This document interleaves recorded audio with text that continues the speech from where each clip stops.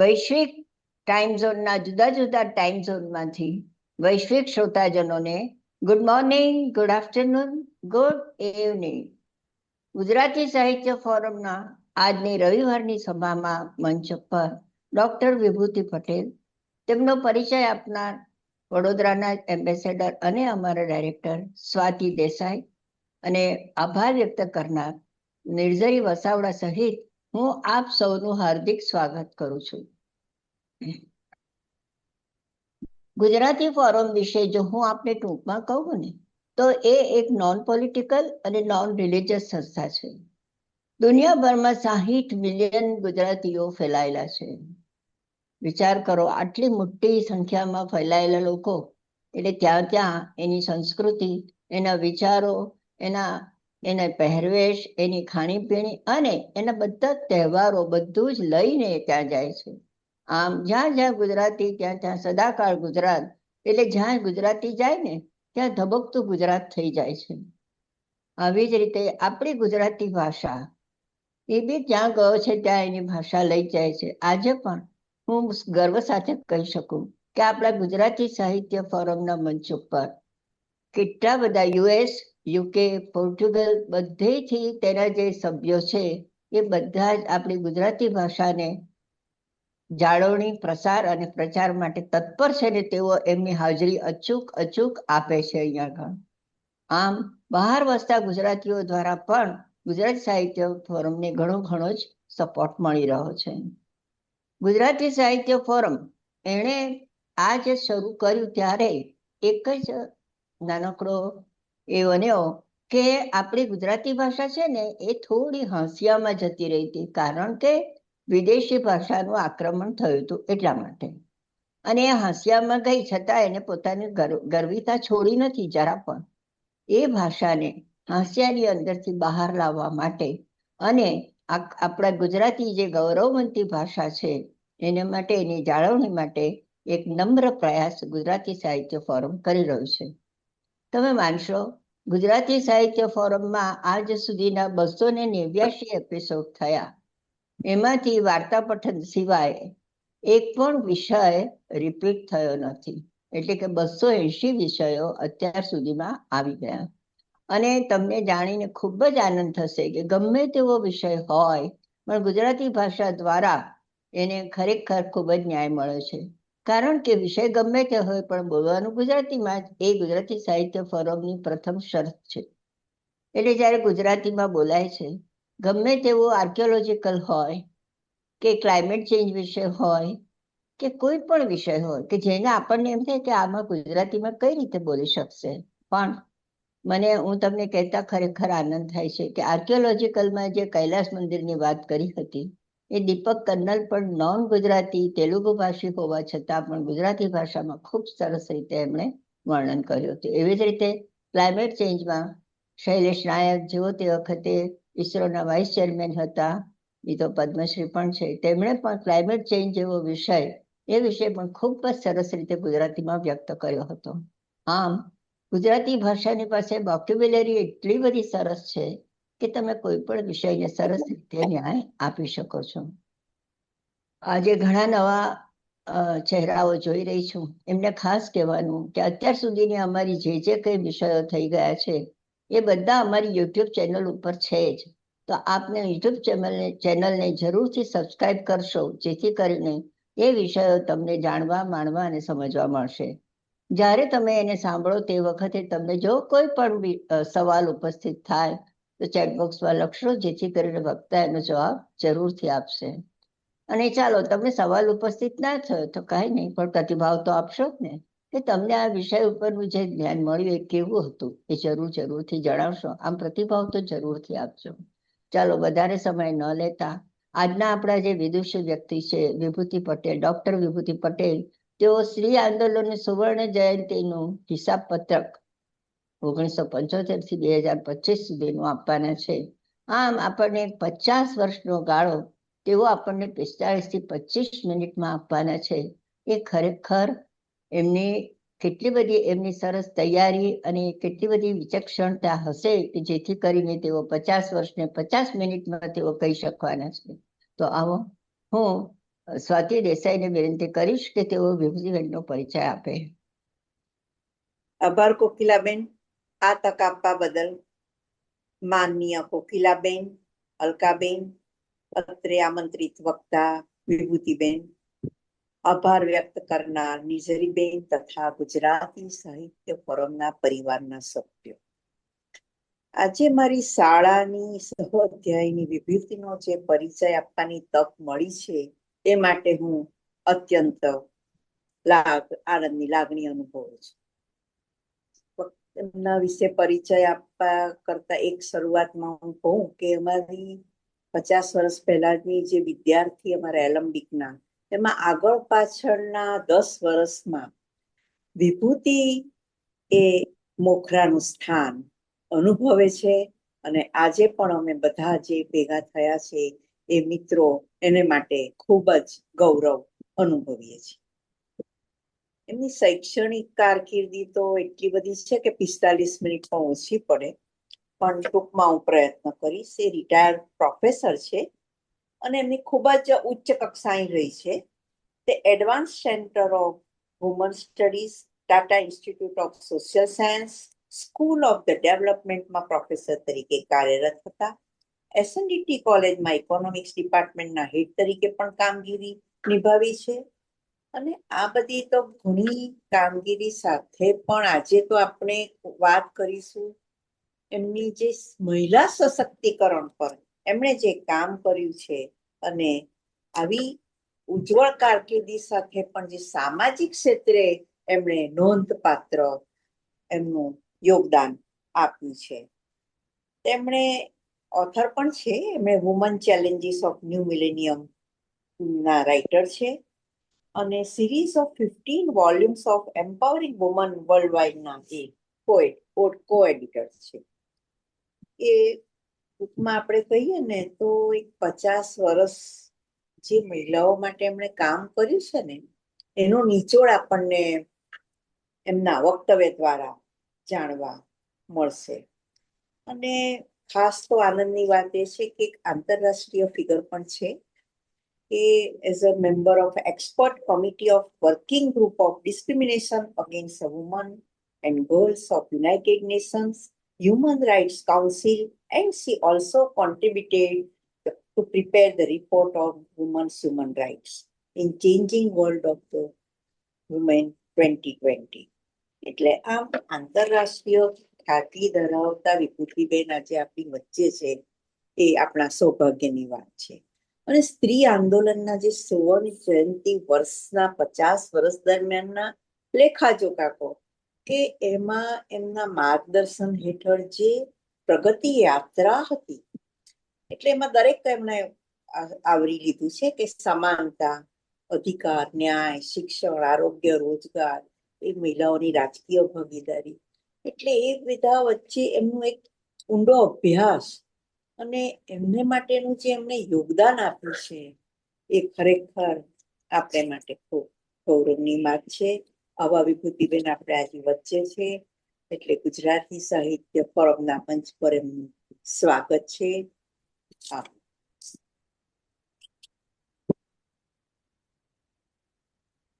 શરૂ કરી શકો છો. સૌથી પહેલા હું ગુજરાતી સાહિત્ય ફોરમના કોકિલાબેન, રિંકીબેન, સ્વાતિબેન અને નિર્જરીબેનનો આભાર માનું છું, હૃદયપૂર્વક આભાર માનું છું કે આવા મહત્વના કાળમાં જ્યારે આંતરરાષ્ટ્રીય મહિલા દિવસની સંદર્ભમાં આજે જે એમણે વક્તવ્ય રાખ્યું છે, અને અત્યારે અમે છેલ્લા 1 વર્ષથી જુદા જુદા સ્વરૂપે મહિલા આંદોલનના 50 વર્ષ થઈ ગયા, કે 1975 આવે છે કે નહીં સ્લાઇડ? આવે છે. પણ એને પેલું કઈ રીતે કરવું? મારે સ્લાઇડ શો બનાવવું છે, પણ હા કરું શેર. હા, પછી વ્યૂ સ્લાઇડ્સ. હા, વ્યૂ સ્લાઇડ વ્યૂ કરવાનું. વ્યૂઝ. હા, હવે હા થઈ ગયું. ઓકે, કેમ આટલું બધું ખોબા છે? તો આ જે આખો જે 1975માં પહેલી વાર આપણા દેશમાં ટુવર્ડ્સ ઇક્વાલિટી મહિલાઓની સમાનતાનો જે રિપોર્ટ પાર્લામેન્ટમાં ચર્ચા થઈ અને ત્યાર પછી એક નવી ચેતના આવી. સરકારે પણ કહ્યું કે આપણે એના અંગે ઘણું બધું ઠોસના પાયાઓ ભરવા પડશે. અને એની પાછળ એક બેકગ્રાઉન્ડ હતું કે એની પાછળ એની પશ્ચાત ભૂમિકા હતી કે ગુજરાતમાં નવનિર્માણ આંદોલન થયું હતું, બિહારમાં સંપૂર્ણ ક્રાંતિનું આંદોલન થયું હતું, દલિત ભણેલા ગણેલા યુવકો અને યુવતીઓ પોતાના ગરિમા અને હક માટે લડી રહ્યા હતા. અને જ્યારે 18 મહિના ઇમરજન્સીનો દોર હતો, આપણને ગુજરાતીઓને ખબર નહીં કારણ કે ગુજરાતમાં ઓપોઝિશનની પાર્ટી હતી, વિરોધી પક્ષ હતો, એટલે આપણે એટલું બધું દમન સહન નહોતું કર્યું. પણ બીજા બધા રાજ્યોમાં 5,000 જેટલા મહિલા કાર્યકર્તાઓ ભારતની જેલોમાં સડતા હતા. અને એવી વખતે પહેલી વાર ભારતના યુવતીઓને લાગ્યું કે જે પોલીસ આપણી રક્ષક છે એના એ જ ભક્ષક બની જાય છે. એટલે નાગરિક અધિકાર અને લોકશાહીના અધિકાર માટે એક નવી પ્રકારની ચેતના બહેનોમાં આવી. એમાંની હું પણ એક હતી. અને બીજું કે અમદાવાદની અંદર અવાજ નામની સંસ્થાએ માધ્યમોમાં જે રીતે ગંદુ નિરૂપણ બહેનોનું થતું હતું અને ગંદા ગંદા નાટકો જે બહાર આવતારી બૈરી બતાવો, પત્ની ગઈ તો લાઈન ક્લિયર, એવું બધા દ્વિભાષી શબ્દોના નાટકો આવતા હતા, એ બધાની સામે પણ ઝુંબેશ ઉઠાવવામાં આવેલી હતી. બીજી બાજુ શહેર, ગામડા અને આદિવાસી વિભાગમાં યુવકો પોતાની જમીન, પોતાની નોકરી માટે કામ માગી રહ્યા હતા. મહારાષ્ટ્રમાં આપણે જોઈએ તો આદિવાસી બહેનો રસ્તા પર, હજારોની સંખ્યા પર રસ્તા પર આવી હતી અને એ લોકોએ સરકારને કહ્યું કે અહીંયા દુષ્કાળને લીધે લોકો ભૂખે મરે છે, સરકારે અમને રોજગાર હમી યોજના આપવી જોઈએ, કે જેની વજહથી મહારાષ્ટ્ર પહેલું રાજ્ય છે કે જેમાં એ લોકોએ એમ્પ્લોયમેન્ટ ગેરંટી સ્કીમ કે દરેક નાગરિક જે પણ તમે કમાય છે એને પોતાની આવકના 2% સરકાર કાપી લે અને એને લીધે જે કરોડો રૂપિયા ભેગા થયા હોય એનાથી જ્યાં જ્યાં લોકો ભૂખે મરી રહ્યા છે એ લોકોને નોકરી અપાય. ટુવર્ડ્સ ઇક્વાલિટી રિપોર્ટ આપણા દેશ માટે વોટરશેડ હતું, એક બહુ મોટું. કારણ કે એ પહેલા એમ માનતા કે આપણા દેશમાં તો આટલી બધી દેવીઓ છે, બધા આપણે દેવી પૂજન કરીએ છીએ. ભારતના સ્વતંત્રતા કાળમાં પણ કેટલા બધા બહેનોએ મહત્વનો ભાગ પડ્યો, સરોજિની નાયડુ, કમલાદેવી ચટ્ટોપાધ્યાય, ભારતના સંવિધાનમાં પણ 15 બહેનોને રાખેલી હતી. એટલે ભારતમાં તો આપણે સ્ત્રીની કોઈ બી પ્રોબ્લેમ, કોઈ પણ સમસ્યા જ નથી. પણ આ જે રિપોર્ટ હતો 21 વિદુષી અને વિદ્વાનોએ લખેલો, જુદી જુદી ડિસિપ્લિનના આખા દેશમાં ફરીને લખેલો, એમાં સંખ્યાશાસ્ત્રી પણ હતા, સમાજશાસ્ત્રી હતા, વૈજ્ઞાનિકો હતા, વકીલ હતા, એજ્યુકેશન શિક્ષણ શાસ્ત્ર, એ બધાએ આ દળદાર જે રિપોર્ટ બનાવ્યો એમાં 3 મહત્વના બાત આવે. એક તો ભારતમાં સ્ત્રીઓની સંખ્યા અને પ્રમાણ ઓછા થઈ રહ્યા છે.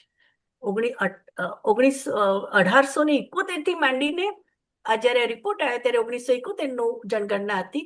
એક બીજું કે ભારતમાં જે પોતે કમાય છે, જેના હાથમાં પૈસા છે, પોતાની આવક છે, એ બહેનોની સંખ્યા ઓછી થઈ ગઈ છે. ત્રીજું કે માતૃત્વ મૃત્યુનો દર ભારતમાં આફ્રિકન દેશો જેટલો જ છે, વેસ્ટ આફ્રિકાના દેશોથી પણ વધારે છે. અને એટલા માટે ના કહી શકે ગરીબીને લીધે બહેનો મરી રહી છે. બાળ મૃત્યુ દર પણ ભારતમાં બહુ જ વધારે છે, એ આ રિપોર્ટે બતાવ્યું. એટલે આપણા કોઈ પણ કયા કારણો છે, જો આર્થિક કારણ નથી તો કયા સંસ્કારના કારણો છે, કેમ ભારતમાં 100માંથી 85 બહેનોને એ વખતે એનિમિયા હતો, એટલે રક્તની કમી હતી. એટલે કયા વ્રત ઉપવાસ કે છેલ્લું ખાવું, last list and left over, કે જે વધેલું ઘટેલું હોય તે ઘરની સ્ત્રી ખાય, એ બધાને લીધે. અને પ્લસ એ લોકોનું પ્રતિનિધિત્વ જાહેર જીવનમાં નથી. આઝાદીની ચળવળમાં તો એટલું પણ નહોતું 71માં. અને આપણે ત્યાં જે નાગરિક કાયદાઓ છે, હિન્દુ, મુસ્લિમ, ક્રિશ્ચિયન, શીખ, પારસી, અને એ સિવાય 30,000 જેટલા તો જાતિના કાયદાઓ છે. એ બધા કાયદાઓમાં સ્ત્રી અને પુરુષ વચ્ચે ઘણી અસમાનતા છે.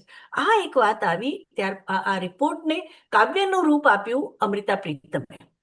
અમૃતા પ્રીતમે એક બહુ મહાકાવ્ય લખ્યું, કોક કે અંધેરે સે કબ્ર કી શાંતિ તક. એમાં એમની સ્ત્રી જીવનને, સ્ત્રી માના પેટમાં છે બાળકી, ત્યાંથી એ જન્મે છે, એનું બાળપણ જાય છે, મુગ્ધાવસ્થા આવે છે, લગ્ન થાય છે, ત્યાર પછીની જીવન એમને આખું આવરી લીધું. એમાંની આ જે કામ, સ્ત્રીના કામને આપણે કામ નથી ગણતા અને એની આપણે અવહેલના કરીએ છીએ, એ વાત નો જે એટલે આ જે ફકરાઓ છે મેં એમ લીધા છે. આમ તો ઘણું મોટું મહાકાવ્ય છે.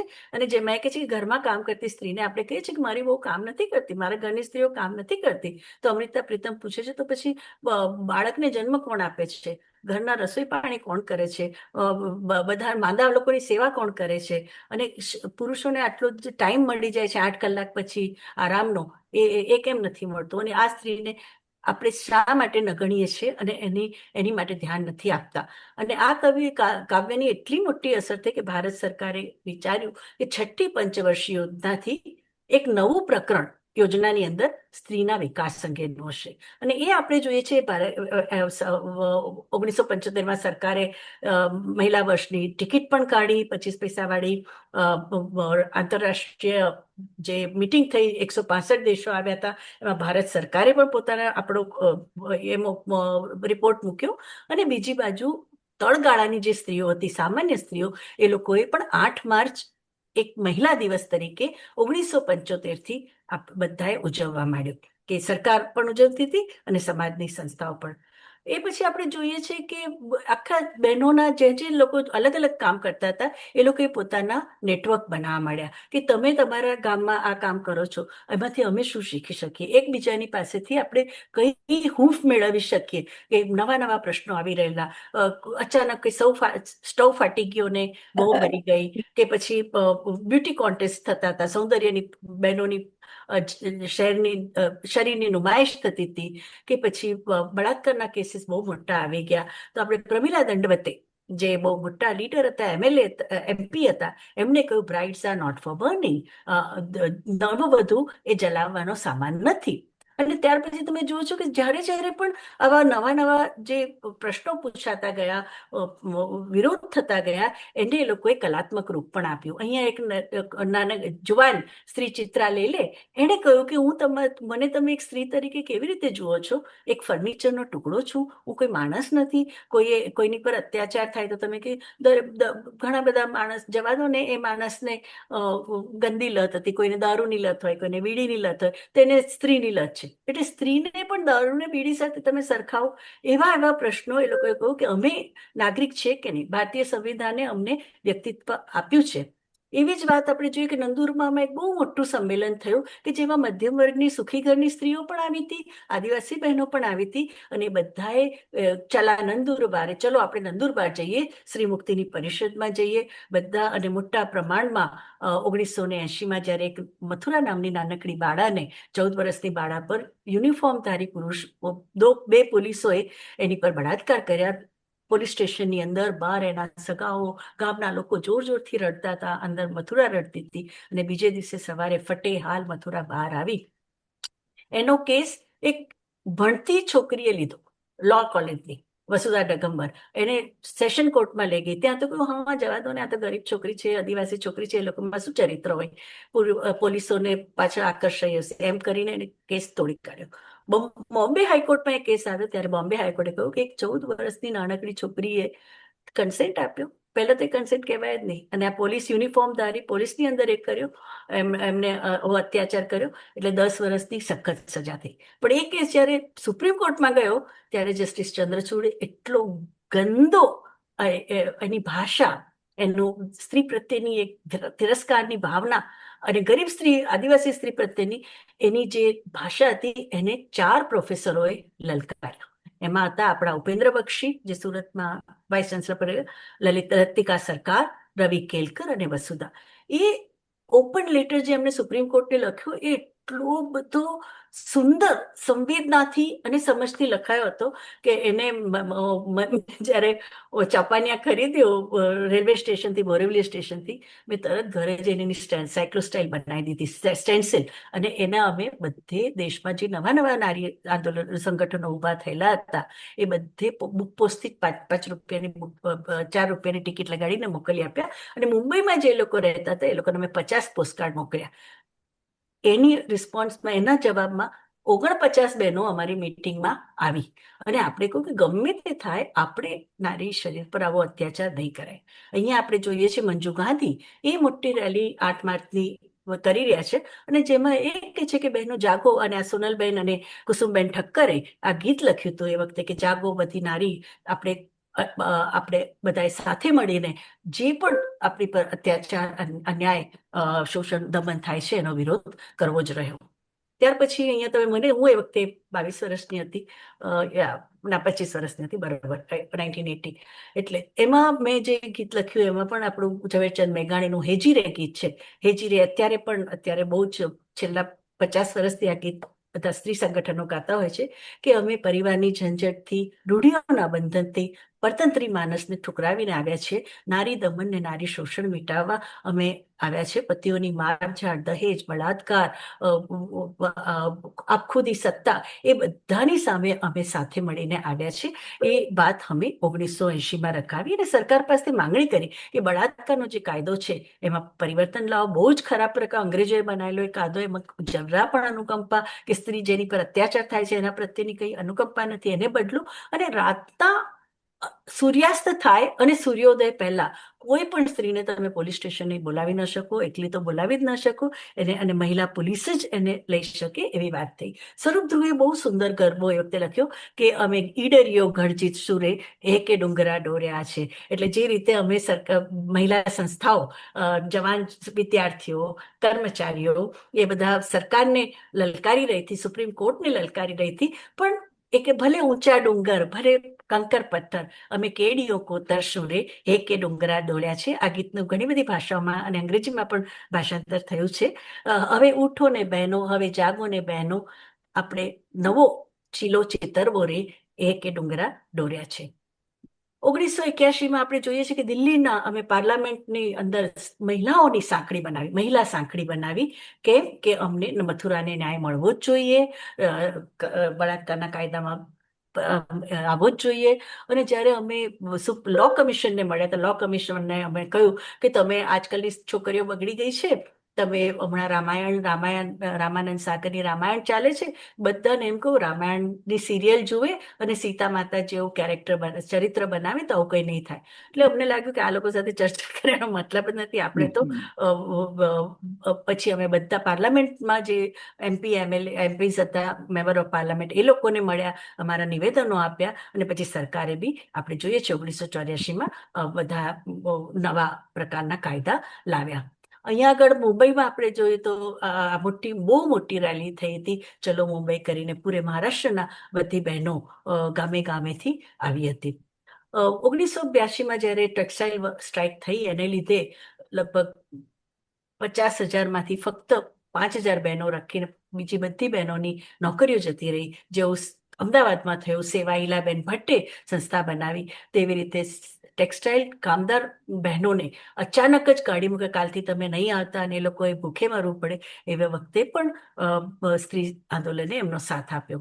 બીજું કે એ પણ કે અમે હવે કોઈનાથી ડરતા નથી. અમારી નિર્મલા સાઠે નામના બહેને એટલું સુંદર ગીત લખ્યું કે સંગઠનની ઢાલ, એકતાની તલવાર અમારા હાથમાં આવી ગઈ છે, હવે અમે કોઈને ડરતા નથી. તમે ધર્મ, રૂઢિ, અમને ગુલામ રાખવાની કોશિશ કરશો, પણ એ બધાનો અમે નકારીએ છીએ. અમે બધા સાથે આવીશું. અને આ જે ગીત છે આજે પણ બહુ જ ગુંજે છે સ્ત્રી સંગઠનોની અંદર. જ્યારે 1984માં ભિવંડીમાં કોમવાદી દંગલ થઈ ગયા, એ વખતે પણ પત્રકારથી માંડીને સામાન્ય સ્ત્રી બધા લોકોએ કહ્યું કે અમે સાંપ્રદાયિક દંગાઓનો વિરોધ કરીએ છીએ. અને એટલું જ નહીં, સાથે કમ્યુનિટી કિચન ચલાવ્યા કે મારી બેબી આવવાની હતી, 8મો મહિનો ચાલતો હતો, પણ બધા વિભૂતિ કાલે આવશે ને ભિવંડી, તો અમે જતા. બધા ફિલ્મ ઇન્ડસ્ટ્રીના બધા લોકોએ કપડાં આપ્યા અમને, દવાઓ અમે ફાર્મસી ઇન્ડસ્ટ્રીઝમાંથી લીધી, ક્લિનિક ચલાવ્યું, એ કર્યું, અને એ રીતે સોલિડારિટી ઊભી કરી. બીજી વાત કે આપણે જોઈએ છે કે ભણેલી સ્ત્રીમાં જે એક દુવિધા આવે છે કે સમાજ બદલાતો જ નથી. તમે ગમે એટલી નોકરી કરતા હોય, ગમે એટલા તમારામાં આવડત હોય, સર્જનાત્મક શક્તિ હોય, છતાં પણ ડગલીને પગલે જે સ્ત્રીને બેવડા ધોરણો સહન કરવા પડતા હોય, જાહેર જીવનમાં અને અંગત જીવન, એની અંગે પણ ઘણા બધા એક્સપ્રેશન આવ્યા. અને એમાં જે ટોન અપાર્ટ, જે જોય દેશમુખની કવિતા બહુ જ પોપ્યુલર થયેલી હતી કે મને પ્રેમ છે પુસ્તક સાથે, પણ મને તો રસોડામાં ગોંધી રાખી છે. અને હવે હું કોની સાથે દ્વિપતિત્વ તો ચાલે જ નહીં કે તમે બે જણને તમે પુસ્તકને પરણો કે પછી રસોડાને પરણો. એ જ વિધાની વાત જે એમણે લગાવી છે. લારા એ વખતે સ્કૂલમાં હતી એ વખતે એને જે લખી હતી કે કઈ રીતે આજુબાજુમાં જોતા કે મારી સાથે પોલીસ સ્ટેશન આવતી કે મારી સાથે કોર્ટમાં આવતી તો એ જોતી કે કેટલા બેવડા ધોરણો છે છોકરા અને છોકરી માટે. તો એવા પ્રકારના એક્સપ્રેશનો પૂરા દેશમાં દરેક ભાષામાં આવવા મળ્યા. અને એ જ વખતે આપણે જોઈએ છીએ 1984માં મુલકી ઝાલી હો, જેનું ગુજરાતીમાં બેટી આવી રે સૈયર સંસ્થાએ કર્યું છે. અને એમાં સ્ત્રી જીવનને લોક કથા, લોકની જે લોક નૃત્ય, લોકગીત, એના જે ઢાળ પર એમણે આખું મુલકી ઝાલી હો નાટક બનાવ્યું કે જેમાં સ્ત્રી જીવન જન્મથી માંડીને મરતા સુધી, મરતી નથી, છેલ્લે ભેગી બીજી સ્ત્રીઓ એની સાથે આવી જાય છે એટલે મરતી નથી ને ઝેર નથી પીતી. એટલે એવી રીતનું એક મોટો બહુ, અને અત્યારે પણ મુલકી ઝાલી હોના 300થી ઉપર શો થયા છે. હિન્દીમાં પણ એનું છે ભાષાંતર, ગુજરાતીમાં પણ છે, સૈયરવાળા કરે છે. અને ઘણા બધા રાજ્ય સરકારોએ એને સ્પોન્સર પણ કર્યું હતું. એટલે સ્ત્રી આ નૃત્ય નાટિકા લઈ જાઓ, સાથે સાથે પુસ્તક, ચર્ચા, લોકો સાથે, ગામવાળાઓ સાથે મળવું, યુવકો શાળા કોલેજોમાં બોલાવવા, એમ કરી જેને જાત્રા કહીએ છીએ એ સ્ત્રી મુક્તિ સંગઠનની જાત્રા થતી જોતી. એ વખતે 30 વર્ષના હતા, અત્યારે 75 વર્ષના છે. બીજું કે આપણે વિભા શુક્લા નામના એક બહુ જ પોલીસ સુપ્રિન્ટેન્ડન્ટના દીકરાને પરણેલા બહેનને જે બહેરહેમથી મારી નાખ્યા, એટલું બધું મોટું દહેજ આપ્યું હતું એમના મમ્મી પપ્પાએ, સુખી ઘરના હતા, અને દીકરી જન્મી તો એ દીકરીને એ લોકોએ સુપ્રિન્ટેન્ડન્ટની જે જીપ હોય, જીપની સામે મૂકી દીધી કચડવા માટે. બહુ જ બહેરહેમથી મારી નાખ્યા હતા એમને. એટલે જેને મર્ડર કરેલું સસરાએ, એને 8 મહત્વના વકીલો રાખ્યા હતા, દેશના સૌથી જાણીતા વકીલ. એની સામે અમે પહેલી વાર અમે હાઈકોર્ટની અંદર મોરચો કર્યો હતો. ને એમાં પણ આ જે બેન છે ચયનિકા, એ તો બહુ મોટા સાયન્ટિસ્ટ છે થિયોરિટિકલ ફિઝિક્સના. મંગલા પાધ્યે એ ટીચર છે, શારદા સારી, તે ઓલ આર નાવ સ્ટારવર્ડ્સ. બહુ એમનું સરકાર પણ એમને બહુ માન આપે છે. પણ એવી રીતે અમે અવાજ ઉઠાવેલું. 1985માં એન્ડ ઓફ ધ ડિકેડ, જે મહિલા વર્ષ હતું સંયુક્ત રાષ્ટ્રસંઘનું, એનો આખરી પડાવ હતો નૈરોબીમાં. નૈરોબીમાં અમે ભારતથી લગભગ 750 પ્રતિનિધિઓ ગયા હતા. સરકારનો રિપોર્ટ એક હતો, અને અમને કહેવામાં આવ્યું, મને નિર્મલા દેસાઈની, કે તમે ઓલ્ટરનેટ કન્ટ્રી રિપોર્ટ, જમીનથી જોડાઈને શું શું બની રહ્યું છે દેશમાં, એની વાત રાખો. તો અમે ત્યાં આગળ ગયા હતા ને એના બધા એ લાવ્યા હતા. વીણા મજુમદાર, જેને ભારતીય નારી અભ્યાસના જે 5 બહેનો છે, એ 5 બહેનોએ ભારતમાં નારી અભ્યાસ 144 વિદ્યાપીઠોમાં લાવવા માટે પોતાના તન, મન અને બધી રીતે મેન્ટર કરવા, નાના લોકો સાથે ચર્ચા કરવી, અભ્યાસક્રમ ઉભો કરવો, નારી અભ્યાસને એક વિષયનું ડિપાર્ટમેન્ટલ સ્ટેટસ મળે એની માટે એ લોકોએ કામ કર્યું હતું. બીજું છે કે જ્યારે પણ દુષ્કાળ આવ્યો, ત્યારે દુષ્કાળ વખતે ગામડાની અને આદિવાસી ને જંગલની બહેનો સાથે કઈ રીતે એ લોકોનું જીવન ટકી રહે એની માટેની આપણો પ્રયાસો થયા. જ્યારે આપણા દેશમાં માના પેટમાં દીકરીની હત્યા થવાનું બહુ મોટા ભાગે, એની શરૂઆત થઈ આણંદથી, અમૂલ ડેરીને લઈને. કારણ કે અમૂલ ડેરીમાં ગાય ને ભેંસ માટે આપણે ટેસ્ટ વાપરતા, કઈ બળદની જરૂર નથી. ગુજરાતને એક બળદ રાખે જે બહુ એકદમ પોટન્ટ હોય ને, એ સિવાય તો ગાયો અને ભેંસો જ હોય, અને એની સાથે મેટિંગ કરાવીને એ લોકો દૂધનું પ્રોડક્શન વધારે. પણ એ જ ટેસ્ટ જ્યારે આપણા સમાજે દીકરીને કાઢવા માટે કરવા માંડ્યો, ત્યારે આપણે જોઈએ છે કે 1000 દીકરાની સામે આપણે દેશમાં 923 દીકરીઓ થઈ ગઈ. જન્મની હોસ્પિટલોની અંદર 119 છોકરા જન્મે, તેની સામે 100 છોકરા જન્મવા.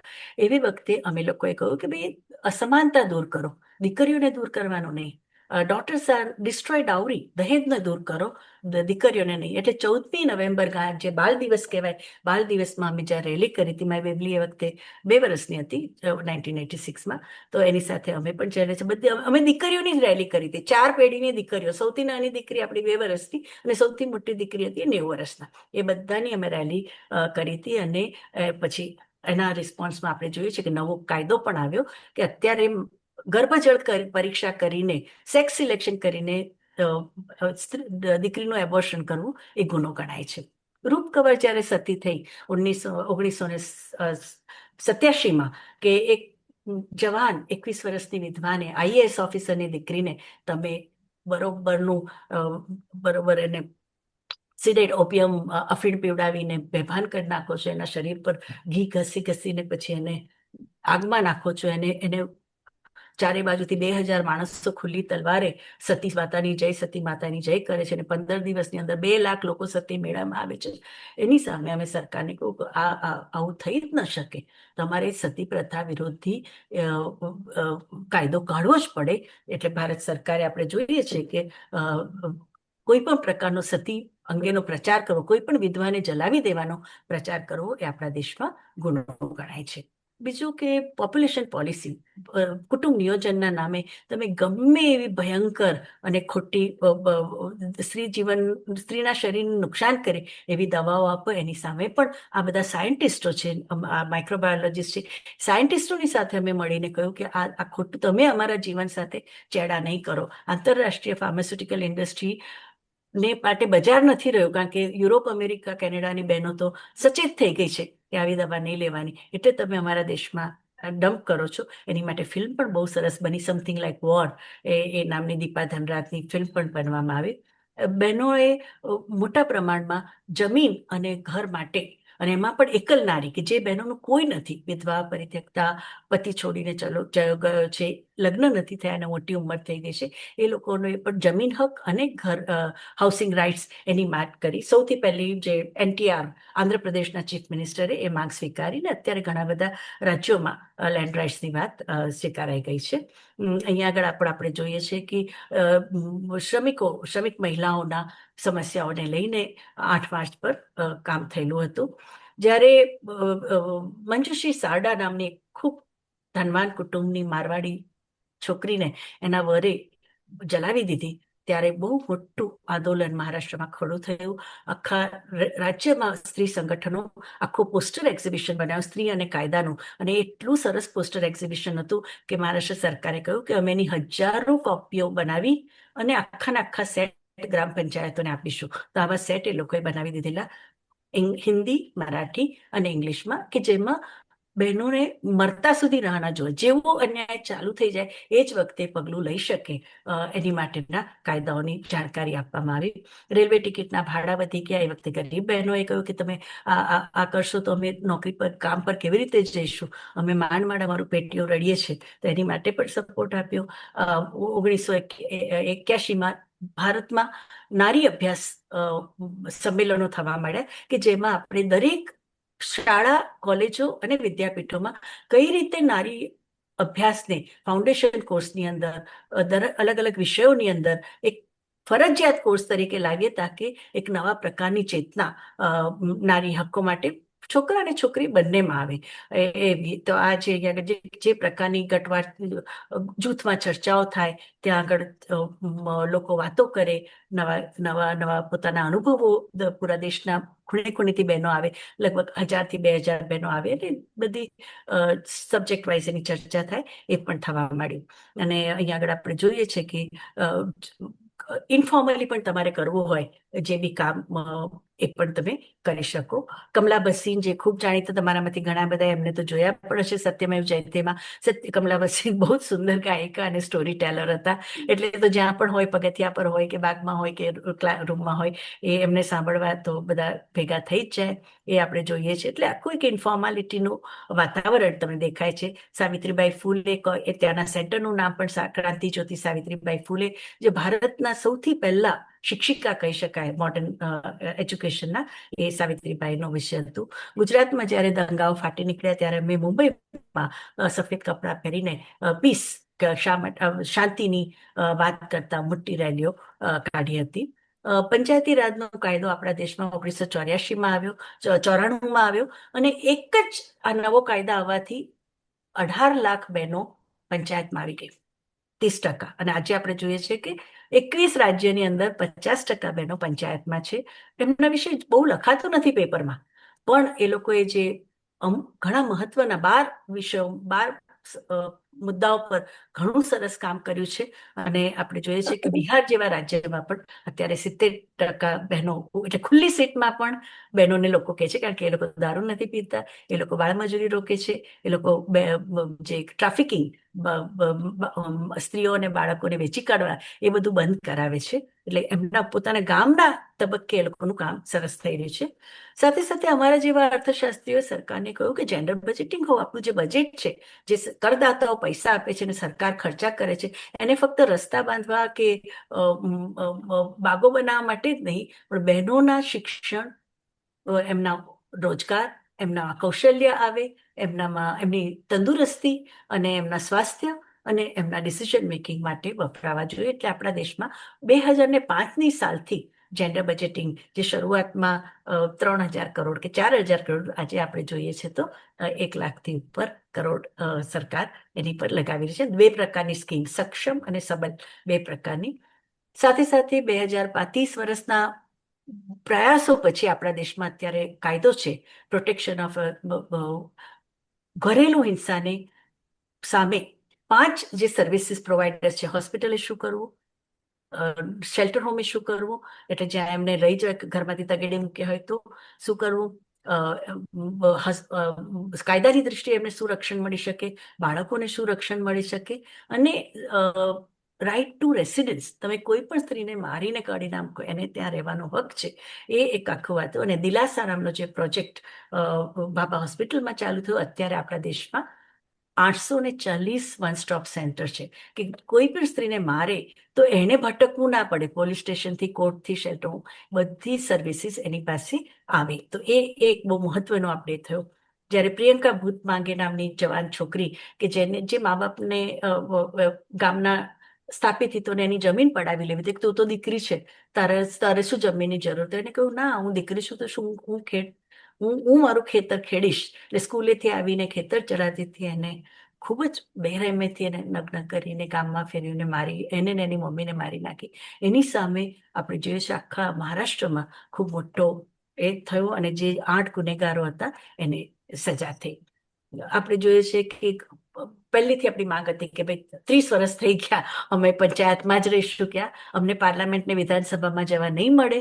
16 વખત આ બિલ પાર્લામેન્ટમાં લગાવવામાં આવ્યું કે પાર્લામેન્ટની અંદર 33% સીટ બહેનોની હોવી જોઈએ, પણ એ ફક્ત ફર્નિચરો તૂટ્યા. આખા વિશ્વે જોયું કે આપણા પાર્લામેન્ટરી કે મારામારી કરે છે. પણ અત્યારે આપણી પાસે 2023માં અત્યારે આપણી પાસે આવી ગયો છે નવો કાયદો, અને 2029ના જે ચૂંટણી થશે એમાં બહેનો આવશે. બીજું, સરકારે બેટી બચાવો બેટી પઢાઓ ની જે આખું મુહિમ લીધું, એની માટે પણ સ્ત્રી આંદોલને જે આખો કેમ્પેઇન 1990થી 2000માં કરી હતી, એને લીધે આપણે જોઈએ છીએ કે નવી ચેતના સરકારની તરફથી પણ, અને 18 રાજ્યો છે કે જ્યાં કન્ડિશનલ કેશ ટ્રાન્સફર, જો તમે તમારી દીકરીને જન્મવા દો તો સરકાર 10,000નું બોન્ડ બનાવી, એને 5 વર્ષની, અને બધા પ્રકારના વેક્સિનેશન આપો, બીજા 10,000, સ્કૂલમાં મૂકો, બીજા 10,000, પ્રાથમિક શાળા પૂરી કરી, બીજા 10,000 કરીને 21 વર્ષની છોકરી થાય ત્યારે એના હાથમાં સરકાર 1,00,000 રૂપિયા મૂકે. એટલે એને કન્ડિશનલ કેશ ટ્રાન્સફરની સ્કીમો પણ સરકારે ચાલુ કરી છે. જે વિકલાંગ બહેનો છે, દિવ્યાંગ બહેનો, એને તો આપણે માણસ ગણતા જ નથી, અને એ લોકોએ પણ હવે પોતાના સંગઠન બનાવીને ડિસેબિલિટી, વિમેન વિથ ડિસેબિલિટી અને એની સંસ્થાઓ બનાવીને એની માટે સરકારના એમના ભણતર માટે, એમના રહેઠાણ માટે અને એમની માટે જે ઇક્વિપમેન્ટ્સ નવા જોઈએ. 2012માં જ્યારે નિર્ભયા પર દિલ્હીમાં બહુ ક્રૂરતાથી બળાત્કાર કરીને એને ઘાયલ કરી દેવામાં આવી, એ વખતે દેશભરમાં લાખોની સંખ્યામાં જવાન છોકરા છોકરીઓએ કેન્ડલ લાઇટ વિજિલ કર્યા. બોમ્બેમાં પણ અમે એની સામે અવાજ ઉઠાવ્યો, અને પહેલી વાર પૂરી પાર્લામેન્ટે રેપના કાયદાને પણ, બળાત્કારના કાયદાને પણ બદલ્યો. ગામડાઓમાં, આદિવાસી, દરેક જગ્યાએ મોટી મોટી સભાઓ થતી હતી, કારણ કે આ વખતે આપણી પાસે ફેસબુક ને ટ્વિટર ને સોશિયલ મીડિયા પણ હતા. એટલે તમે કોઈ પણ પ્રોગ્રામ લેવો હોય તો તમે 12 કલાક, 6 કલાકની અંદર બી કહો અહીંયા દાદર સ્ટેશન આવી જજો, કે અહીંયા વડોદરા રેલવે સ્ટેશન, તો લોકો આવતા. એટલે એ એક મોટી નવી ચેતના જવાનોમાં આવી. પહેલી વાર આપણને લાગે છે કે જવાન છોકરાઓ પણ હવે સ્ત્રી પ્રશ્નોની અંદર સમજ કરતા થઈ ગયા, અને ડિગ્નિટીની વાત પણ આવવા માંડી. 1 બિલિયન રાઇઝિંગ નામની કેમ્પેઇન કે શરૂ થઈ, કે એક સાથે 10 લાખ મહિલાઓ ઊભી થઈ જાય. શેની માટે?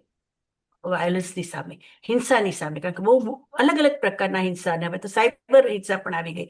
તો એ જે આખું એશિયાના જે ઇન્ચાર્જ કમલા બસીન હતા, કમલા બસીન ગુજરી ગયા પછી આભા તરીકે આવી ગયા, અને આ 1 બિલિયન રાઇઝિંગે એટલા જ્યાં કોઈ નહોતું પહોંચી શક્યું ત્યાં આગળ આ પહોંચી શકી, કારણ કે આ જે આખી કેમ્પેઇન છે એ સોશિયલ મીડિયા અને ડિજિટલ ટેકનોલોજી મેં પણ એમાં બહુ મોટો ભાગ ભજવ્યો છે.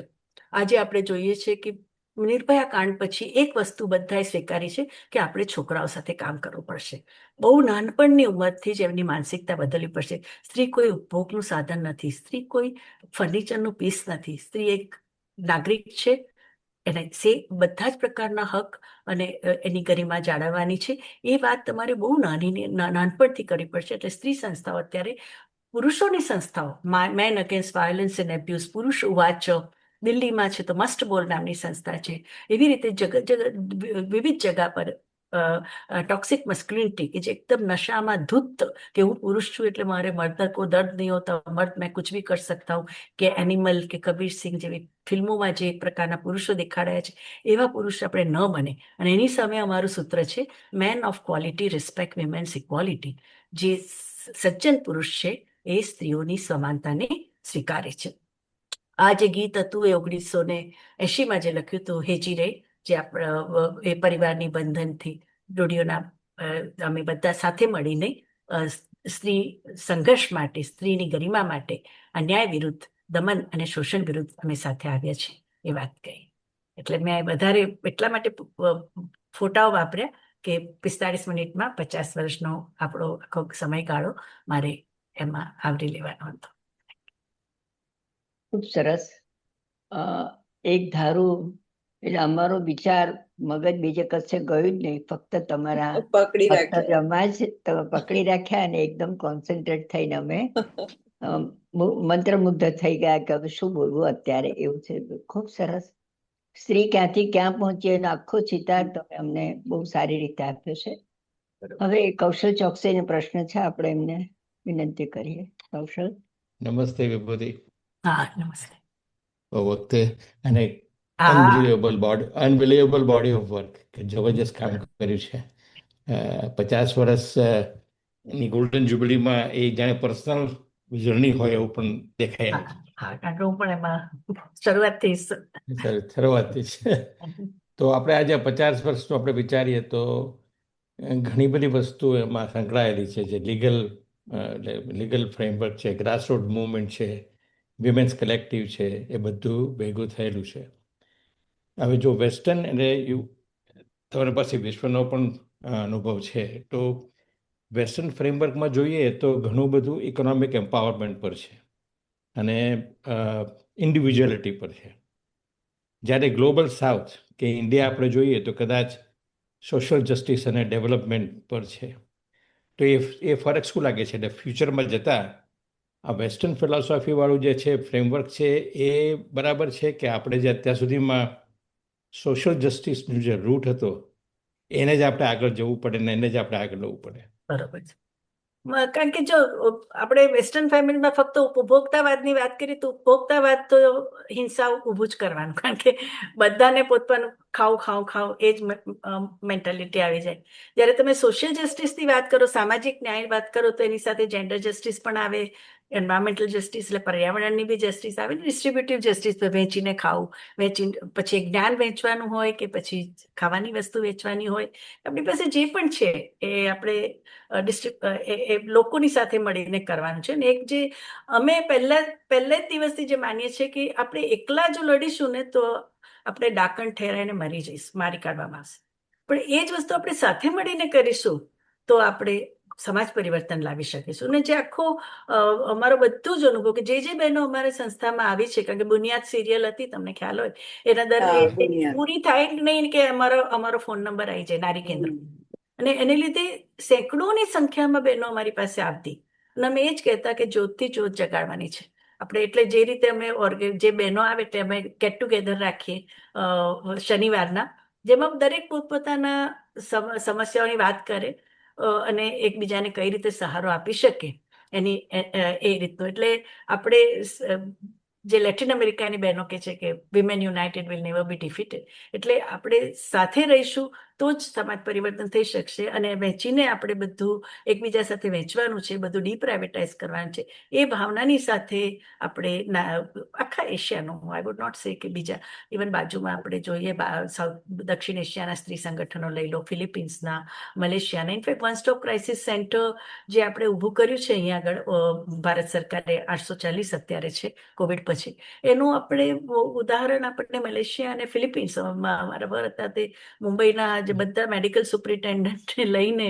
એ બધા દેશોના સ્ટડી ટૂરમાં ગયા, ત્યાંથી આપણે શીખીને લાવ્યા. કારણ કે એ લોકોએ કહ્યું હતું કે શા માટે એક દુખિયારી સ્ત્રીને ભટકાવી જોઈએ અહીંયાથી ત્યાં, એના કરતાં બધી કેઝ્યુઅલ્ટી વોર્ડમાં પહેલી વાર એની ટ્રીટમેન્ટ લેવા જાય કે એનું હાડકું તૂટ્યું છે કે લોહી નીકળે છે, કે ત્યાં જ પોલીસ પણ આવી જાય, ત્યાં જ વકીલ પણ આવી જાય, ત્યાં જ કાઉન્સિલર પણ આવી જાય, અને એ જે કેઝ્યુઅલ્ટી વોર્ડ છે એ એડ્રેસીસ રાખે કે કેટલા શેલ્ટર હોમ છે, કેટલા નિવારસના સ્થાન છે. જેવું આપણે ત્યાં જ્યોતિ સંઘવાળા કરતા હતા કે પુષ્પાબેન મહેતાએ કરેલું વિકાસ ગૃહ, અત્યારે વિકાસ ગૃહ પુષ્પાબેન. ગુજરાતમાં બધે જ છે, પુષ્પાબેન મહેતાએ કરેલું. અને એ પણ એવી રીતે જ આવે કે સુસાઇડ રિપોર્ટ નહીં, કારણ કે પુષ્પાબેન મહેતા પોતે બાળ વિધવા હતા, એમને ખબર હતી વિધવાની સ્થિતિ કેવી છે, અને એમણે વાઇસરોયને કહ્યું ને કે તમે આટલી બધી બહેનો કેમ કુવા હવાડા ભરે છે, શું કેમ ગળે ફાંસો ખાય છે, કેમ બળીને મરી જાય છે, તમે સુસાઇડ રિપોર્ટ કરાવો. અને 1930માં અંગ્રેજ સરકારે સુસાઇડ રિપોર્ટ કરાવ્યો, અને ત્યાર પછી એમણે વાત કરી કે બધી જગ્યાએ વિકાસ ગૃહ, શા માટે સ્ત્રીએ મરવું જોઈએ, વિકાસ ગૃહમાં આવશે, અમે એની સંભાળ રાખીશું. તો એ જ મોડેલ આપણે અત્યારે અમે એ રીતે આગળ લઈ જઈએ છીએ. તો એટલું છે કે આ વિષયની પ્રભુત્વ તો બરાબર છે, યુઆર એક્સપર્ટ. પણ અત્યારે આ આટલા અઘરા વિષય પર આટલું સરસ ગુજરાતી જે બોલી ગયા, તો કદાચ રશ્મિબેન મેડ પણ ગર્વ અનુભવશે. રશ્મિબેન મેડે જ મને શીખવાડ્યું હતું. રશ્મિબેન મેડે જ મને ગુજરાતી શીખવાડ્યું, કારણ કે I know. શીઘ્ર વક્તૃત્વ માટે એમણે જ મને તૈયાર કરી હતી ને. ચાલે. ખૂબ સરસ. વિભૂતિબેન, એક મને વિચાર આવે છે એવો કે એમ ગણાય છે કે પશ્ચિમના દેશો તો બહુ જ મોડર્ન અને આગળ પડતા અને એવું છે, અને આપણી આ બાજુના જેમાં ખાસ કરીને ભારતને બહુ પછાત ગણવામાં આવતું, કે જે ભારતમાં પહેલા નારી સર્વત્ર પૂજાય તે હતું પહેલા, અને નારીનું સન્માન હતું જ. અને ધીમે ધીમે ક્રમકાળે શું થયું કે વિદેશી આક્રમણો આવતા આવતા નારીને સાવ અંદર ઘરમાં મૂકી દેવામાં આવી. હવે એમાંથી તમે જે પ્રયત્ન કરીને નારીઓને બહાર લાવવાના જે પ્રયત્નો કર્યા, એમાં તમને એવા ક્યાં તમને એવા શું કહેવાય વિઘ્નો નડ્યા કે જ્યાં તમને એમ થાય કે હવે આમાંથી બહાર કેવી રીતે નીકળશું? વિઘ્નોમાં તો શરૂઆતમાં જ્યારે અમે જ્યારે દહેજ માટે બેન એક કેસ હતો કે જેમાં એમને બહુ મારી નાખવાની હદ પર આવી ગયેલા હતા, એને જલાવવાના હતા, અને પડોશી આવીને બચાયા. અને એમણે જ્યારે દહેજનો કેસ નાખ્યો તો એટલો લાંબો ચાલ્યો કે જ્યારે એમને એનો નિકાલ આવ્યો ત્યારે સાસરિયાએ એનું બધું સોનું તોડીને બધું વાપરી કાઢેલું હતું, પછી બધી સાડીઓને કાપીને બધી ખરી, એટલે કશું એમના હાથમાં ના આવ્યું એમને લેવા માટે. ત્યારથી અમે શીખ્યા કે ના, અમે રહ્યા નહીં જોઈએ વકીલ. એટલે અમે લોકો શું કહીએ, ચાવી વાળાને કહીએ કે ચલો તમે અમારી સાથે, અને 3 કોપી બનાવીએ બટર પેપર પર, એક અમે રાખીએ, એક પેલા બેનને આપીએ, અને એક પોલીસને આપીએ, અને એને કે ચલ તું બતા કેટલી વસ્તુ આપી હતી તાર મમ્મી, કે આ મશીન મને આપ્યું હતું, આ પેલો ફર્નિચર આપ્યું હતું, કે આ ફ્રીજ આપેલું હતું, એ બધું ટેમ્પોમાં નાખીને અમે એને જ્યાં નવું ઘર લીધું ત્યાં, ત્યારે પેપર વાળાએ અમારે કહ્યું કે હવે તો ફેમિનિસ્ટો ઘરફોડી કરતા પણ થઈ ગયા છે, ન્યૂઝપેપરમાં એવા રિપોર્ટ અમારા વિશે આવ્યા. એટલે કે અચ્છા, તમે આ પણ કરવા માંડો છો. એટલે એ વખતે અમે બહુ નાસીપાસ. પછી અમે કોલેજ ઓફ સોશિયલ વર્કને જ કહ્યું કે તમે વર્કશોપ રાખો કે જેમાં આપણે મેજિસ્ટ્રેટને પણ બોલાવીશું અને પોલીસને પણ બોલાવીશું, અને અમે સ્ત્રી સંસ્થાઓ પણ અમારી કહીશું કે કઈ રીતે, કારણ કે મતલબ નથી જો બેનને આવી રીતે તગેડી મૂકે 6 મહિનાની અંદર, વર્ષની અંદર એ કરે, અથવા તો મારવાની કોશિશ કરે, તો આપણે ખાલી જોયા જ કરવાનું. અને દર વખતે અમે તો મા બાપને પણ બહુ વળતા કે તમે શું કામ એને બળે ત્યાં લગી, મને મારી નાખી ત્યાં લગી રાહ કેમ જોઈ, એને તમને ખબર તો હશે ને, પહેલા એને ટોન્ટ મારતા હશે, ને જમવા નહીં આપવા દેતા હશે, ને ફોન નહીં લેવા દેતા હોય, પડોશી સાથે નહીં મળવા દેતા, તો બી તમે કઈ નહીં કર્યું. એવું. એટલે પછી ધીમે ધીમે જ્યારે આ બધું થયું ને અમે પોલીસોની ટ્રેનિંગ લેવા માંડી, ત્યાર પછી TISS કોલેજ ઓફ સોશિયલ અમને બોલાવતા, પછી જે લોકો અમને ગુનેગાર કહેતા ને વોરંટ નાખતા અમારી પર, એ જ લોકો પછી અમને રિસોર્સ પર્સન તરીકે બોલાવતા ગયા, એવું થઈ ગયું. અને બીજા જે આવું હતું એ કેસ હતો કે બર્ન્સ વોર્ડ, કે સાયન હોસ્પિટલમાં દર 2 દિવસે 3 બળેલી સ્ત્રીઓ આવે.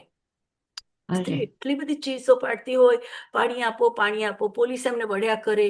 પછી ડાઇંગ ડિક્લેરેશન લેવાનું હોય કે અમુક જે મરવાના જ હોય એની ડાઇંગ ડિક્લેરેશન, ત્યારે પણ વળે કે તું સમજતી નથી, તું હિન્દુ સ્ત્રી છે, એકવાર પરણી તો 7 જન્મ સુધી એ જ તારો વર રહેશે, તારા વરને તું માટે આવું બયાન આપીશ કે એને મને બાળી નાખી હતી, તો તારા છોકરાને કોણ થશે, એવું બધું કરીને એને કહે કે હું જ બળી ગઈ હતી એવું એ આપો.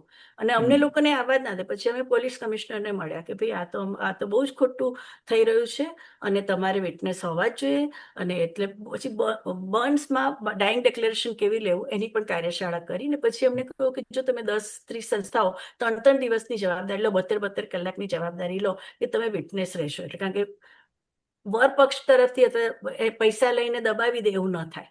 એટલે શરૂઆતમાં અમને બહુ સહન કરવું પડે, પણ પછી જેવું જેવું આપણે એમની સાથે ચર્ચા કરીએ અને એ લોકો પણ પોલીસ ક્લબમાં અમને બોલાવે ટ્રેનિંગ માટે, તો ત્યારે જવાનું ચાલુ કર્યું. ત્યાર પછી જે એ હતી ગેરસમજ એક પ્રત્યેની દૂર થઈ. એટલે હૈદરાબાદ પોલીસ એકેડેમીમાં જ્યારે બોલાવવામાં આવી ત્યારે પેલા એમના ડાયરેક્ટરે મને કહી દીધેલું કે મેડમ અમારા લોકો તો મેન ઓફ એક્શન છે અને તમે એવું બોલશો તો બહુ નહીં ચાલે, તો 5 મિનિટમાં પતાવી દેજો. મારે 5 મિનિટમાં પતાવી, મેં કહ્યું હું અહીંયા કંઈ આક્ષેપ મૂકવા નથી આવી, હું ફક્ત મારા અનુભવ જ કહેવા આવી છું. 3:30 વાગી ગયા તો 3.5 કલાક સુધી મને એ લોકોએ રોકી જ નહીં. પણ 1:30 વાગી ગયો, 10 વાગ્યાની ચાલુ કર્યું તો 1:30 વાગી ગયો તો બી મને રોકી નહીં એ લોકોએ. અને મેં કહ્યું આ બધાનો માનવીય હલ છે, એવું નથી કે ખબર છે તમે લોકો થાકેલા હો છો, તમને પણ બહુ કઠિન જીવન છે અને તમારી દ્રષ્ટિએ ડ્રગ અને મર્ડર એ મહત્વના કેસ છે. એક સ્ત્રી માર ખાઈને આવે તમારી માટે, પણ એ માનસિકતા તમારે બદલવી પડશે. અને આજે એની સાથે થયું, કાલે તમારી બહેન સાથે દીકરી સાથે પણ થવાનું છે. એટલે એમ કરીને કર્યું. પછી અમારો પણ એમની સાથે સારો નાતો થયો. પણ શરૂઆતમાં તું મેં અને એકબીજા પ્રત્યેનું કાં તો એ લોકો વોકઆઉટ કરે કાં તો અમે વોકઆઉટ કરીએ, એવું થતું. ડોક્ટર હર્ષ લે છે કે તમે બહુ હિંમત કરી છે આ બધું કામ કરવા, પણ સાથે સાથે હું એટલું ઉમેરીશ કે એમાં તમે ધૈર્ય પણ બહુ રાખ્યું છે. ધીરજપૂર્વક કામ આમાં કરવું જ પડે. ધીરજ સિવાય તો કશું જ કામ થાય નહીં. અને ક્રોધ ઉપર કાબુ, નહીં તો લડવાર થઈ જાય દરેક ના સાચી વાત છે, બહુ એટલે બહુ ખૂબ મહત્વનું સરસ. છે. હા. અચ્છા ભદ્રાબેન વડગામા, ને આપને કઈ કેવું છે ભદ્રાબેન? મારે પૂછવું હતું કે અહીં હું બ્રિટનમાં રહું છું, તો બ્રિટનમાં ફોર એક્ઝામ્પલ બાળકો ઉપર કંઈક મારપીટ કે કંઈ થતી હોય કે સેક્સ્યુઅલ પેલું થતું હોય તો એ લોકો માટે સ્પેશિયલ લાઈન હોય છે ટેલિફોન કરવા માટે. એ જ રીતે સ્ત્રીઓ માટે પણ કરેલું જ્યારે મારપીટ થાય ત્યારે, તો એવું કંઈ છે ભારતમાં? અમારે ત્યાં એક તો 191 છે, 191 જે ઓલ ઇન્ડિયા લાઈન છે. બીજી છે 1091, એ છે તો બાળકો અને સ્ત્રીઓ માટે છે. અને એ સિવાય દરેક રાજ્ય સરકારની પોતાની મોબાઈલ નંબર્સ હોય, એટલે તમે ગમે ત્યારે એમને કરી શકો એવું. અને પેન્ડેમિક વખતે એ લોકોએ આખું સ્પેશિયલ જે ઇમરજન્સી લાઇન્સ બનાવી હતી કે જેમાં કોઈ પણ ફક્ત મારહાણી નહીં, પણ તમારે જો લોકડાઉનને લીધે તમારી નોકરી છૂટી ગઈ હોય કે તમે માઇગ્રેટ કરતા હો, તેને પણ હેલ્પલાઇન બને. એટલે હેલ્પલાઇન અત્યારે બહુ મહત્વની છે અને એ બહુભાષીય હેલ્પલાઇન છે. તમારા બ્રેન્ટની જેમ કે મારા બેનપણી લીના સેવક ત્યાં કામ કરતા, કે 87 લેંગ્વેજીસ બ્રેન્ટ કાઉન્ટીમાં બોલાતી હતી. અને એટલે દરેકના દુભાષિયાઓ પણ રાખવાના. એટલે આ જે બધે હેલ્પલાઇન્સ છે એમાં લખેલું કહ્યું હોય કે અમે આટલી ભાષાઓમાં તમને જવાબ આપી શકીશું, એવી રીતનું. બીજું એ કે જે નોકરીમાં રાખવાના હોય ત્યારે એવું કોઈ એવું હોય કે આ પર્સેન્ટેજ સ્ત્રીઓને રાખવી જોઈએ, આ પર્સેન્ટેજ વિકલ્પ ડિસેબલ લોકોને, એવું નહીં? એ ખોટા નથી. પેલું તો કે 6% સ્ત્રીઓને માટે કાયદા લાગુ પડે છે અમારા દેશમાં. એટલે સંગઠિત ક્ષેત્ર જેને કહીએ એ. એટલે એ સિવાયના જે 94% બહેનો છે એ લોકો તો અસંગઠિત ક્ષેત્રમાં છે, એટલે લો ઓફ જંગલ, મારે એની જેની મારે એની લાઠી મારે એની ભેંસ દેવું, એ ટાઈપનું જ છે લો ઓફ જંગલ. એટલે એમાં કોઈ બી સોશિયલ પ્રોટેક્શન, સામાજિક સુરક્ષા કે સામાજિક સપોર્ટ સરકારનો નથી. એની માટે હવે એ કરીએ પેન્ડેમિક પછી ખાસ, કારણ કે એ લોકોએ હંમેશા જે પ્રવાસી મજદૂરની વાત કરી તો જાણે પુરુષો હોય એમ જ, એમ 1 કરોડ બહેનો પ્રવાસી હતી, ફક્ત 3 કરોડ પુરુષ એ લોકો પોતાના શહેરોથી પોતાના ગામે ગયા, એમાં 1 કરોડ બહેનો હતી. પણ એના વિશે એમની કેટલી બધી, કેટલાને રસ્તામાં ડિલિવરી થઈ ગઈ, કેટલાને કિડનેપના કોશિશ થયા, કેટલાને પકડીને 8 ને 9 વર્ષની છોકરીને લગ્ન કરી કાઢ્યા. એટલે એવા બધા એટલા બધા ગુનાઓ થયા છે લોકડાઉનના નામે. એટલે પછી અમે કહું કે ઈ રજીસ્ટ્રેશન હોવું જ જોઈએ. પછી જે ઘરેલું કામ કરતા એનું પણ, અને ઇન્ફોર્મલ સેક્ટરમાં જેટલા બી અસંગઠિત ક્ષેત્રમાં છે. એટલે હવે ઈ રજીસ્ટ્રેશન જો થયું, અને અત્યારે 4 નવા લેબર કોડ આવ્યા છે, ગયા મહિને જ આવ્યા અત્યારે, તો એ લેબર કોડમાં એ લોકોએ આ બધા જે પ્રાવધાનો મૂક્યા છે. વિમેન્સ રેફ્યુજ ખરા? હા, શેલ્ટર હોમ તો અત્યારે અમારે દરેક રાજ્યમાં પણ છે, સરકારના પણ છે, અને પબ્લિક પ્રાઇવેટ પાર્ટનરશિપના પણ છે. સ્ત્રી સંગઠનો અને સરકાર, એ બંને, એટલે સરકારે બિલ્ડિંગ આપ્યું હોય અથવા જમીન આપી હોય, અને એ સિવાય ચલાવવાનું તમે એ કરો. અને ત્યાં 2 પ્રકારની જેન્ડર બજેટિંગ છે, હવે બહુ વધી ગયું છે આંકડો. પહેલા જે 50 કરોડ કે 65 કરોડ એની જગ્યાએ 2000 કરોડ એવી રીતે, એટલે ઘણો બધો વધી ગયો છે. એટલે એમાં 2 પ્રકારની સ્કીમો હોય, સક્ષમ અને સબલ. સબલ સ્કીમ છે, એમાં બધું જેન્ડર બેઝ વાયોલન્સ અને કઈ રીતે એમ્પાવર કરવી એ, અને સક્ષમ એ પછી હંમેશા ત્યાં ન રહે, પોતાના પગે ઊભી થઈ જાય એવા પ્રકારની સ્કીમો સરકારે ચાલુ કરી છે. હા, હવે બીજાને હજી એક પ્રશ્ન છે, પણ હવે હું બીજાને મોકો આપીશ. Thank you. પછી પૂછો તમે, Yeah, ટાઈમ yeah. મળે તો. રેખાબેન.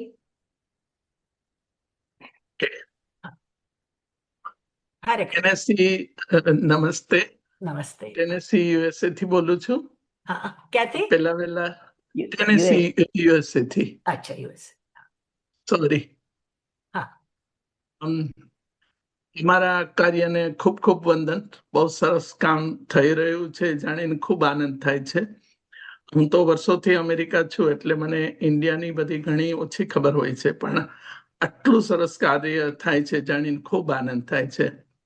હમણાં એક પ્રશ્ન એ છે કે ક્યારેક ફેસબુકમાં અમુક કિસ્સાઓ નજર સામે આવે છે. એમાં ઇન્ડિયાનો એક કિસ્સો આવ્યો કે એક સ્ત્રીએ લગ્નના બીજે દિવસે એના પતિનું ઘર છોડી દીધું, અને એટલું બધું એની ઉપર ટ્રોલિંગ થતું હતું ને એટલો બધો એ સ્ત્રીનો વાંક કાઢવામાં આવતો હતો.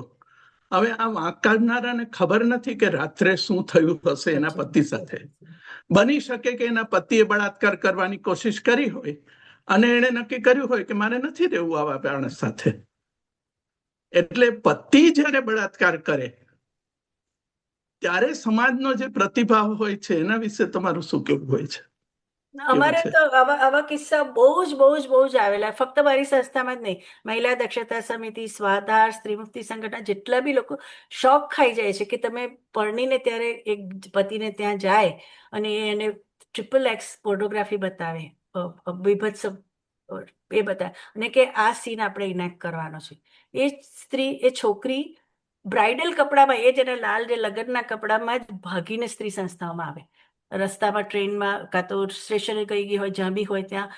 હવે તો સ્માર્ટફોન આવી ગયો, પણ અમારા જમાનામાં તો સ્માર્ટફોન બી નહોતો. એટલે બિચારી રાતના ભાગીને, કાં તો રેલવે સ્ટેશન, જો પોલીસ સારા હોય કે કોઈ બહારના વ્યક્તિ સારા હોય તો અમારી સંસ્થામાં લેવાય. એટલે એટલા બધા કેસીસ આ રીતના વધી ગયા છે. ફક્ત બળાત્કાર જ નહીં, પણ વિકૃત પ્રકારના સંબંધ રાખવાનું, ગમે તેવી અછળ માંગણી કરવાની, ખૂબ જ ધૂતકારની સાથે પહેલી રાતે જ એવી રીતે કરવાનું, એને લીધે ભાગીને આવે એવા તો કિસ્સાઓ બહુ મોટા પ્રમાણમાં સ્ત્રી સંસ્થાઓએ એ કર્યા છે. અને એની માટે મહત્વની જવાબદારી તો આજે અશ્લીલ સાહિત્ય છે. 3000 તમારી પાસે વેબસાઇટ્સ હોય અશ્લીલ સાહિત્યની, વોટ ડુ યુ મીન? અને સૌથી સસ્તામાં સસ્તું જે તમને જોવા એન્ટરટેનમેન્ટ છે એ પોર્નોગ્રાફી છે. તમે બસ્તીની અંદર જાઓ તો તમને 5 રૂપિયામાં ચા પણ મળે ને 3 કલાકની બ્લુ ફિલ્મ પણ જોવા મળે. I am talking of 80s and 90s. પાનની દુકાને 2 રૂપિયામાં તમને અપલોડ કરી આપે XXX પોર્નોગ્રાફી. એ બચ્ચો એ જો 15 વર્ષનો 16 વર્ષનો અમારો શક્તિ મિલમાં જે કેસ થયો, ઇન્ટર્ન ફિલ્ડ વર્ક કરવા ગઈ હતી, she was in media institute, અને એને 6 જુગારીઓ અને ડ્રગ ચરસીઓએ એની પર બળાત્કાર કર્યો, બહુ જ ક્રૂરતાથી કર્યો. એની મમ્મી બી એની સાથે જ રહી, છોકરી સાથે જ, કે આપણે છેલ્લે સુધી લડીશું ને એવું. પણ એ બધા છોકરાઓ કેટલા નાના હતા, 14, 15, 16 વર્ષના છોકરા, જે નિર્ભયા પર કર્યું એવા જ હતા. પણ આખી જિંદગી જ્યારે પછી જેલમાં ગયા પછી એમને બધું કાઉન્સેલરને બધું પૂછે, એમને એમની આખી જિંદગીમાં આ જ વસ્તુ જોઈ છે.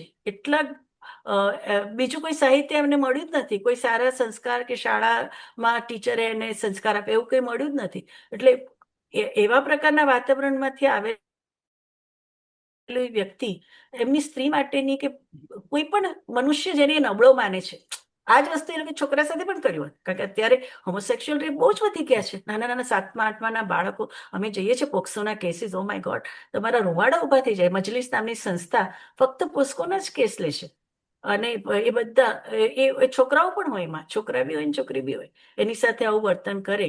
અને ન કોઈ દુશ્મનાવટ પણ નથી કે ભાઈ ચલો તમે એનો બદલો લેવા માટે. અજાણી વ્યક્તિ તમારી સાથે આવું વર્તન કરે એટલે કેટલો સમાજ એ રીતે આપણો એ થઈ ગયો છે, ડિટેરિયોરેશન આવી ગયું છે મનુષ્ય સંબંધોમાં. સરસ. Thank you. હવે આપણે છે બીજા 1-2 પ્રશ્ન, પણ હમણાં આપણે જે ટાઈમ થઈ ગયો છે.